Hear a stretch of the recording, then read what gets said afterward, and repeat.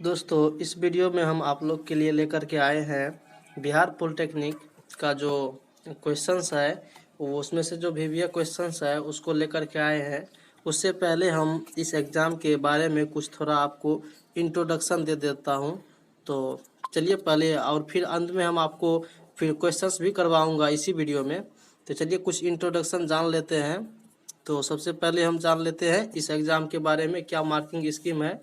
तो नहीं तो बाद में बहुत सारे क्वेश्चंस क्या करते हैं, बहुत सारे स्टूडेंट कमेंट करते हैं तो 2 मिनट लगेगा, नहीं 1 मिनट लगेगा, हम आपको थोड़ा सा ओवरव्यू दे देते हैं। तो इसमें से पहला सब्जेक्ट होता है वो फिजिक्स होता है। फिजिक्स जो होता है वो 30 मार्क का होता है, पर मतलब टोटल क्वेश्चंस इसमें 30 ठो होते हैं। उसके बाद आपका आता है केमिस्ट्री। तो केमिस्ट्री से भी 30 क्वेश्चंस होते हैं। और फिर आपका आता है मैथमेटिक्स। मैथमेटिक्स में 30 क्वेश्चंस रहते हैं।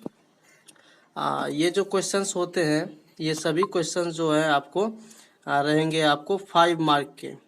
अगर आप सही करते हैं इसके आंसर्स तो आपको 5 मार्क दिए जाएंगे, यानी कि 5। अगर इसको गुना करेंगे तो कितना हो जाएगा, ये हो जाएगा 150। ठीक है, तो अब बच गया, मतलब कि फिजिक्स से आपको 150 मार्क मिलेंगे। अगर हम इस 150 को 3 से गुना कर दें तो ये आपका आ जाएगा 450। तो इसमें आपको इस एग्ज़ाम में 450 मार्क का टोटल क्वेश्चंस रहता है। तो चलिए अब हम जान लेते हैं। इसमें नेगेटिव मार्किंग जो होता है वो नहीं होता है। ठीक है, तो इससे आपको कोई घबराने वाली बात नहीं है। चलिए अब क्वेश्चंस पे चलते हैं। जो कुछ इम्पोर्टेंट क्वेश्चन लेके आए हैं फिजिक्स का उसको सॉल्व करते हैं। इसमें पहला क्वेश्चन है कि निम्नलिखित में, पहला क्वेश्चन दिया गया है, 1 मिनट, कि निम्नलिखित में कौन अर्धचालक हैं। अर्धचालक के बारे में पूछ रहा है, जो मतलब थोड़ा सा चालक भी रहे और थोड़ा सा मतलब कुचालक भी रहे। तो ये अर्धचालक सिलिकॉन होता है। ठीक है, फिर अगला क्वेश्चन देख लेते हैं कि ध्वनि ऊर्जा से विद्युत ऊर्जा में बदलने वाला यंत्र कौन सा है। मतलब जो ध्वनि का जो ऊर्जा होता है, साउंड जो होता है, उसको जो रूपांतरण करता है वो विद्युत ऊर्जा में, इलेक्ट्रिक एनर्जी में, तो उसको मतलब वो कौन सा है, तो वो माइक्रोफोन होता है। फिर देख लेते हैं अगला क्वेश्चन है कि दृष्टि यथाकत्व लगभग है। दृष्टि यथाकत्व मतलब कि किसी भी कोई भी इमेज हमारी नेत्र पर कितने सेकंड के लिए उसकी प्रतिबिंब बनती है, तो 1/10 सेकंड के लिए बनती है। फिर अगर हम अगला क्वेश्चन देख लें, सॉरी, यस, ठीक है, 1/10 सेकंड के लिए। फिर नेक्स्ट क्वेश्चन देख लेते हैं। अगला क्वेश्चन है कि एक इलेक्ट्रॉन वोल्ट का मान होता है। एक इलेक्ट्रॉन वोल्ट का मान जो होता है 1.6 गुना 10⁻⁻19 जूल के बराबर होता है। और फिर अगला क्वेश्चन है 5 नंबर का, कि किसी स्थान पर नमन कोण का मान 45 डिग्री है और एच का मान, मतलब इसका जो हर्ट्ज है उसका मान दिया गया है 0.35 हर्ट्ज है। पृथ्वी के चुंबकीय क्षेत्र की कुल तीव्रता का मान है। अब पूछ रहा है पृथ्वी के चुंबकीय क्षेत्र की कुल तीव्रता। तो यहाँ सबसे पहले आपको नमन कोण दिया गया है जो कि 45 डिग्री है। ठीक है, उसके बाद आपको हर्ट्ज दिया गया है, एच का मान कितना दिया गया है 0.35 हर्ट्ज। ठीक है, अब पूछ रहा है कि चुंबकीय क्षेत्र की तीव्रता। तो चुंबकीय क्षेत्र की तीव्रता बराबर जो सूत्र होता है H sine 45, H sine theta होता है, एच साइन और थीटा का मान 45 डिग्री दिया हुआ है, तो एच साइन 45 हो जाएगा।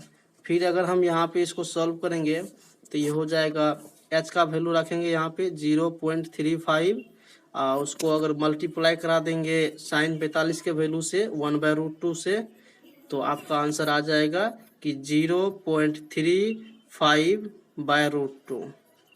यही आपका आंसर होगा 0.35/√2। ये आपका डी में दिया गया है, यहाँ पे देखिए डी में ये आपका हो जाएगा। फिर नेक्स्ट क्वेश्चन देख लेते हैं। अगला क्वेश्चन है कि चुंबकीय ध्रुव में नमन कोण का मान होता है। चुंबकीय ध्रुव में जो होता है नमन कोण का मान वो 90 डिग्री के आसपास होता, 90 डिग्री ही होता है। तो ये हो जाएगा आपको 90 डिग्री। फिर नेक्स्ट क्वेश्चन दिया गया है कि 10 ओम वाले एक तरह के 10 प्रतिरोध को पार्श्व क्रम यानी कि पैरेलल कनेक्शन किया गया है, इसके समतुल्य प्रतिरोध का मान क्या है।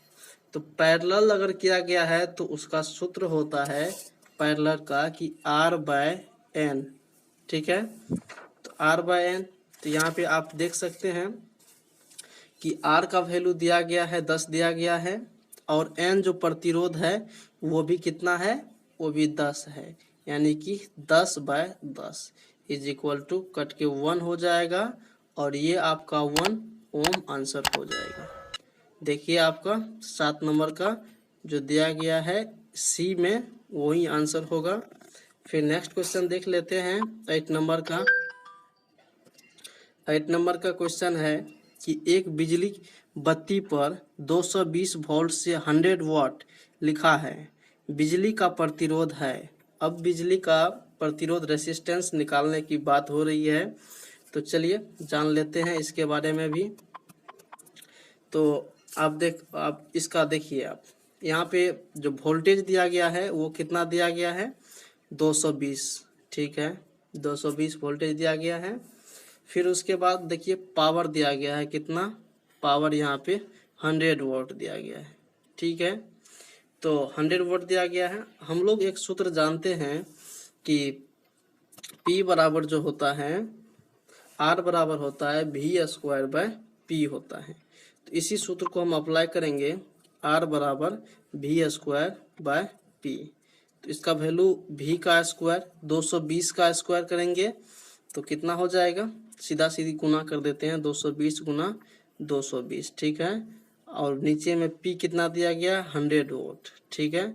ये 2 जीरो कैंसिल हो जाएगा, 1 जीरो इससे और 1 जीरो इससे, तो 22 को 22 से मल्टीप्लाई करा देंगे, तो आपका जो आंसर होगा वो 484 ओम के आसपास आएगा।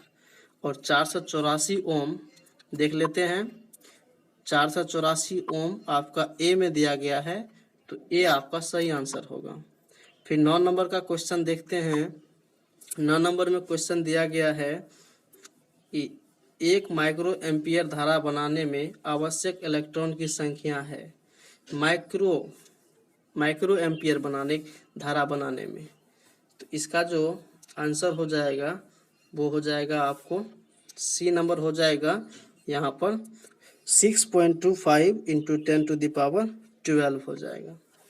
फिर नेक्स्ट क्वेश्चन देख लेते हैं 10 नंबर में कि हवा के एक बुलबुले का पानी के अंदर चमकते नजर आने का कारण है। अब मान के चलो हवा का बुलबुला पानी के अंदर चमक रहा है, तो इसका क्या कारण हो सकता है।